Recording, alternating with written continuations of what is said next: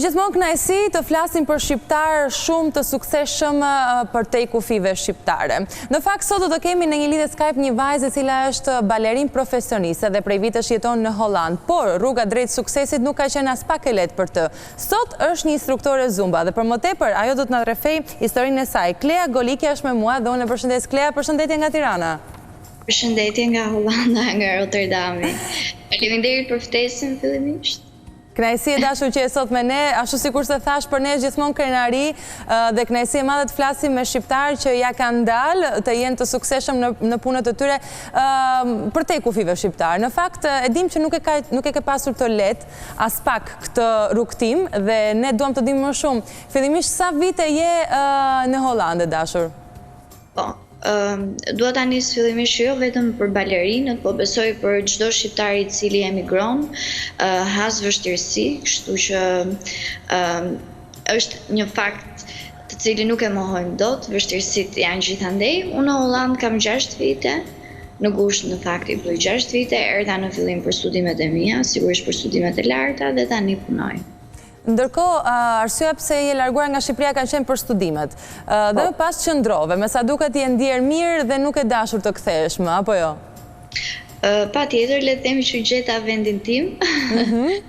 Dhe u përshtata shumë mirë me ambientin për punën që unë bëj, ishte vendi i përkryer, sepse më duhet të them që në fillim unë Hollandën nuk e kam dashur fare, madje ka qenë një nga shtetet e fundit që kam bërë audicionet për të vazhduar studimet e larta, dhe Hollanda ka qenë një nga ato shtete që unë e kam nisur me atë idenë le ta provoj një herë, por që realisht me zemër nuk e kam dashur. Dhe në momentin që fitova audicionet, thash ok, do mbaroj studimet dhe pasi ti mbaroj do kthehem prapë në Shqipëri, as nuk e kisha menduar që të rrija dhe të vazhdoja karrierën në Hollandë. Por çfarë erdhën në mënyrën e tyre, në mënyrën e dur. Edhe sot gëzon edhe punën që po bën. Ndërkohë ti u diplomove për koreografi, apo jo?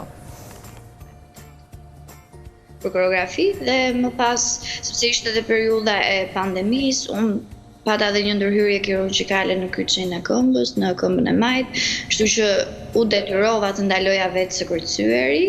Ishte në një farë mënyrë e detyrueshme të futesha në mësimdhënie. Ndonë se unë kisha filluar me mësimdhënien që në moshë të hershme faktikisht, nuk është se filloj aty, por në atë moment e dija që në rregull, për shkak të ndërhyrjes që unë të kërcej vetë nuk do të jetë më një opsion, kështu që le ti përqendrohem dhe ta vë gjithë fokusin tim në mësimdhënie. Klea, ti ke pasur një bursë për studimet e tua, apo jo?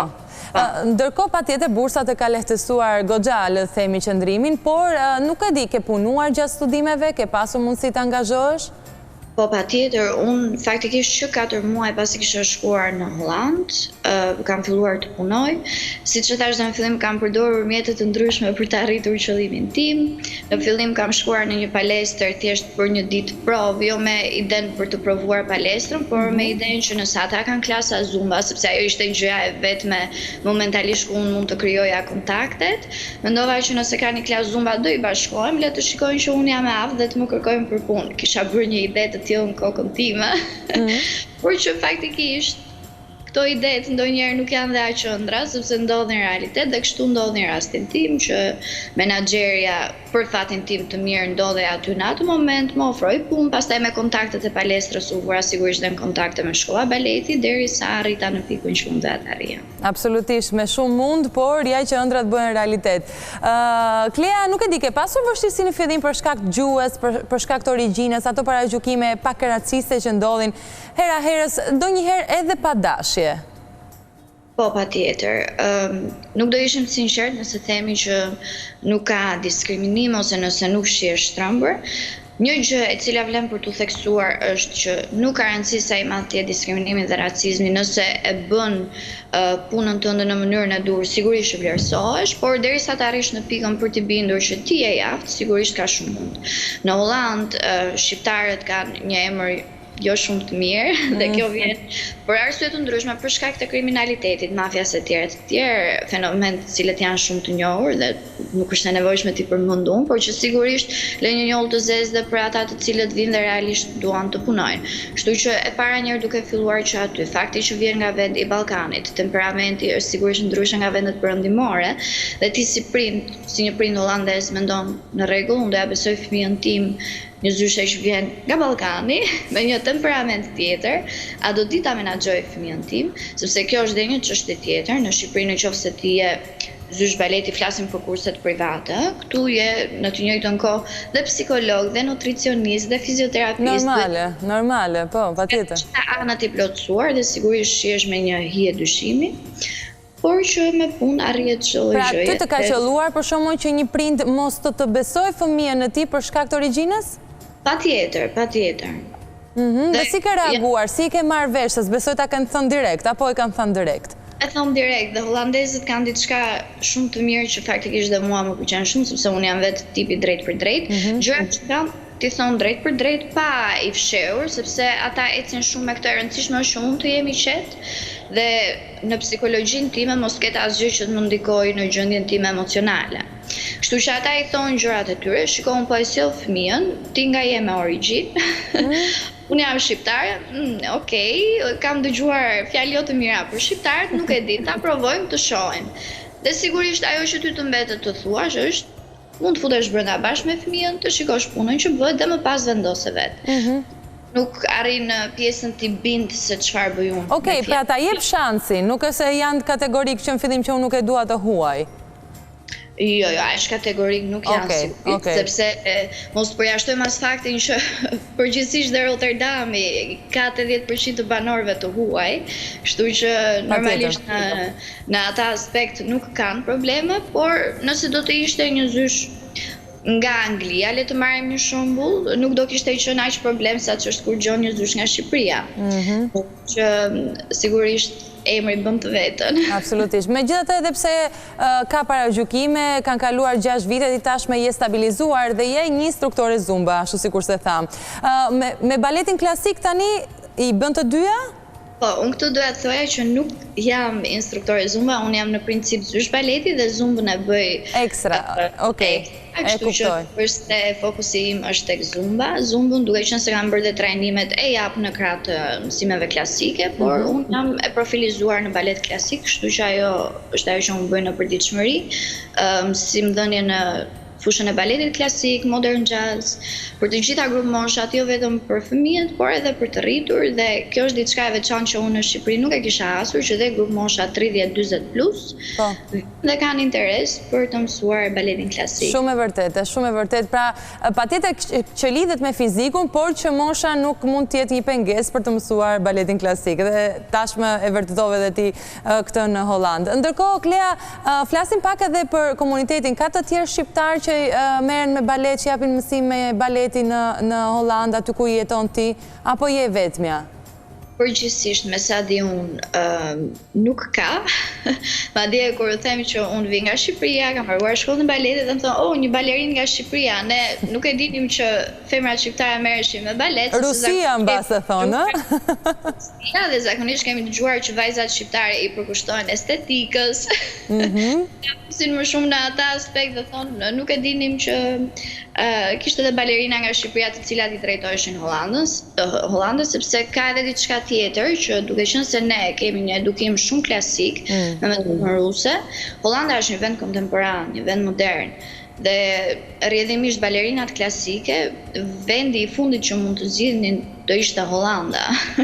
Kështu që luan pak rol edhe pjesa e backgroundit. E vërtet.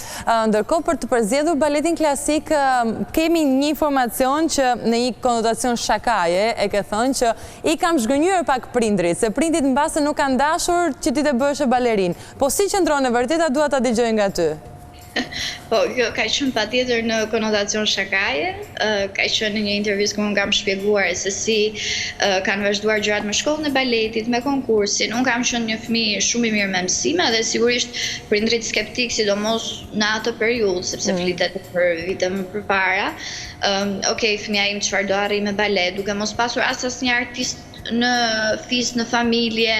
Sigurisht që skepticizmi është dhe e shet çdo gjë me hije dyshimi dhe prindrit e mi bëni marrëveshje me mua në rregull. Nëse ti realisht e do baletin kaq shumë, nëse fiton vendin e parë në konkurs, do vazhdosh, nëse jo, do vazhdosh studimet e përgjithshme. Dhe unë prandaj kam thënë që i zhgënjeva, fitova audicionin. Okej. Edhe ata nuk thanë gjë, sepse ky ishte dilli, ky ishte marrëveshja.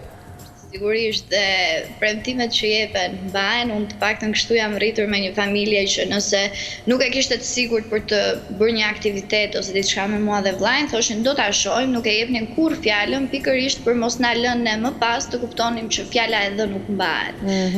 Që kjo ka qenë dhe një pjesë shumë ndihmuese faktikisht nga ana e familjes, madje gjej rastin ti falenderoj sepse baleti nuk është një profesion që kryhet vetëm nga individi, por është një profesion që kërkon përkushtim maksimal nga e gjithë familja, jo përkushtim, sakrificë, orët e kohës së lirë duhet të investosh në këtë profesion sepse kërkon shumë mund, shumë prova, shumë raskapitje dhe realisht i falenderoj. Çdo prind është prind i mirë për fëmijën e tij, po këta të mind ka qenë heroj, kështu që realisht i falenderoj për Bravo që e përmende se mirënjohja ndaj prindërve aq më tepër ata që kanë sakrifikuar për formimin tënd, shumë e rëndësishme. Ndërkohë ke dhënë 12 shfaqje që janë të organizuara nga vetë ti, Klea, domethënë si ka qenë kjo çështja e shfaqjeve? I bën vetë, i organizon vetë? Po, këto janë shfaqje sigurisht që i organizoj unë, sepse unë kam një kompani për mësimdhënien, një kompani që lidh kontrata me shkollat të ndryshme baleti dhe me grupet të cilat unë kam në shkollat e baletit në bashkëpunim dhe me shkollën sigurisht, organizojmë koncerte në fund të sezonit ose dhe midis sezonit, varet nga kërkesat, për shembull në periudhën e pandemisë, duke qenë se dhe rregullat e Covidit nuk ta bënim të mundur, nuk kemi mundur që të organizojmë shfaqje, por kemi organizuar kampe të ndryshme ose aktivitete vetëm për fëmijët pa prezencën e prindërve dhe këtë vit duke qenë se na lejoheshin, mendova që në rregull të japim pak gaz edhe të bëjmë sa më shumë shfaqje të jetë e mundur. Dhe ka pasur 12 shfaqje e vërtet me koncepte të ndryshme të gjitha, por që gjithmonë në bashkëpunim me shkollat ku unë punoj. Klea, në shfaqjet që ti organizon, në koreografitë që ti krijon, a fut elemente shqiptare? Elemente shqiptare nuk fus. Për të qenë e vërtet, sepse janë elemente folklorit dhe jo se nuk dua unë t'i fus, por është pak e vështirë që një folk hollandez ta vësh të mësoj folkun shqiptar. Jo, në kontekstin të një koreografie moderne të futen elemente shqiptare, jo t'jetë valle popullore. Pa ty doja që të dilja, sepse edhe ritmi është ndryshe dhe mënyra se si ekzekutojnë lëvizjet është shumë ndryshe. Dhe për të arritur projekte të tilla që të integrosh edhe lëvizjet folkut shqiptar, duhet të kesh një kategori moshe pak më të pjekur. Dhe siç e përmenda, moshat e mëdha të cilave unë aktualisht u jap mësim janë amator që baletin e bëjnë, duke qenë se në të kaluar nuk është dhënë shansi ose janë marrë me diçka tjetër, e bëjnë thjesht për kënaqësi. Dhe që realisht të arrish të integrosh me motive të folkut shqiptar, kërkon shumë punë dhe kërkon profesionist. Normale. Klea, më trego pak edhe rutinën tënde. Dije që balerinat kanë një regjim strikt. Është e vërtet? Edhe për ty ndodh kjo? Po, është shumë e vërtet. Një regjim strikt për sa i përket gjumit, ushqimit, mënyrës së jetesës. Unë shumicën e rasteve them vetëm nëse nuk është borë, por le të jetë shi çfarë do lloj gjëje që të jetë do eci dhe marr mamin në telefon, pse sepse bëj trajnime edhe të zërit që në momentin që kërcej në klasë dhe unë të mund të flas mos të kem probleme me frymarrjen, kështu që ka shumë gjëra të cilat ti duhet të punosh edhe nuk duhet t'i lësh as pak në çdo moment të ditës, në çdo pjesë të ditës. Rutina këtu është një rutinë shumë e vrullshme, sa ndonjëherë të afërmit tanë në Shqipëri mendojnë se nuk duam që të interesohemi si janë, si kalojnë, ose qoftë edhe shoqëria, po pse ju andej vetëm në punë, ngelët po, e vërtet, vetëm në punë. Kemi një rutinë shumë të vrullshme dhe kënaqemi ato pak momente që vim aty në Shqipëri. Vjen shpesh, Klea? Përpiqem minimalisht 2 herë në vit të vi, sigurisht për pushimet e dimrit dhe pushimet e verës. Shumicën e rasteve nuk janë vërtet pushime sepse kur vi në Shqipëri përpiqem që dhe aty të angazhohem me diçka. Për shembull, këtë radhë unë me datë 10 kam klasat e fundit këtu në Hollande. Do nisem disa ditë më pas direkt për në Shqipëri ku po organizoj një kamp veror në biznesin ton familjar qendrar këtu se dhe kopës të fëmijësh. Kështu që pushimet e mia ose me familje nuk janë gjithmonë aq kohë me familje. Aq pushime, janë goxha me punë, besoj. Jam gjithmonë në kërkim të gjërave të reja, të gjërave që mund të bëj, të angazhimeve. Mendoj për sa kohë jam e re, energjike dhe në këtë moshë mund t'i përballoj gjitha, le ta shfrytëzoj për gjërat e tjera. Mendon ndonjëherë të kthehesh në Shqipëri? Është pak herët për të pyetur, por ke menduar ndonjëherë? Si the se jam në tunel, nuk të dëgjoj, nuk ka val. A ke menduar ndonjëherë të kthehesh në Shqipëri? Jo, ishte një shaka e dëgjova si pyetje, për tash nuk ka të val këtu ku jam. E kuptova, e mora përgjigjen. Okej, ti e di nëse mund të bësh për shembull një koncert, ë? Nëse do bëhen oferta për bashkëpunime të mira, patjetër, pse jo? Për sa kohë nuk kemi dëgjuar ndonjë ofertë që mund të na interesoj, unë vazhdoj të jem në tunel. Je në tunel, edhe jeni një tunel shumë të mirë me sa shoh tani. Klea, unë të falenderoj dashur dhe të falenderoj për këtë intervistën, gjithashtu të falenderoj dhe për pozitivitetin që sapo dhe suksese në çdo gjë që do bësh. Shqipërinë këtu e ke, mund të bësh një koncert, në të kundërt presim të dëgjojmë sukseset e tua në Holland. Patjetër, faleminderit ju për ftesën, ishte gjithashtu kënaqësi. Kënaqësia është e jona, të përshëndes. Faleminderit, mirupafshim. Mirë, të dashur miq, ne do të shihemi sërish nesër. Kaloni një mbrëmje të bukur nga unë. Mirupafshim.